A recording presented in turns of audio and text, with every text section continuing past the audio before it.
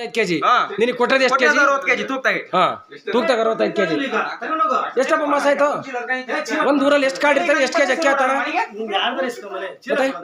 ಯಾವ್ದೇ ಕಾರಣಕ್ಕೂ ನೀನು ಈ ತರ ಎಲ್ಲ ಮಾಡೋದು ತಪ್ಪು ಶಿವಣ್ಣ. ಅವ್ರು ಮಾಡ್ತಾರೆ, ಅವ್ರಿಗೆ ಮಾಡ್ತೀಯ 2 ಕೆಜಿ ಕೊಡ್ತಿದ್ಯಾ, ನಾವಿರತ್ತೆ ಕರೆಕ್ಟ್ ಕೊಟ್ಟೆ.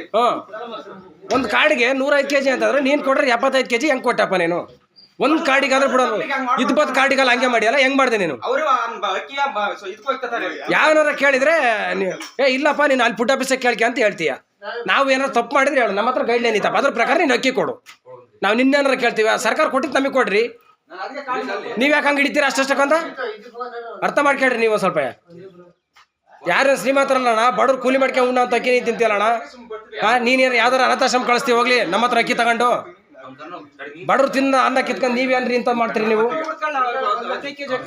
ಪ್ರತಿಯೊಬ್ಬರು ಕರಿಯ, ಎಲ್ಲರ ಕಾಡಿಗೆ ಹೋಗಿ ಕರೆಕ್ಟಾಗಿ ಎಷ್ಟಿದ್ರು ಅಷ್ಟು ಕೊಡ್ಲಿ. ಅಷ್ಟೇ.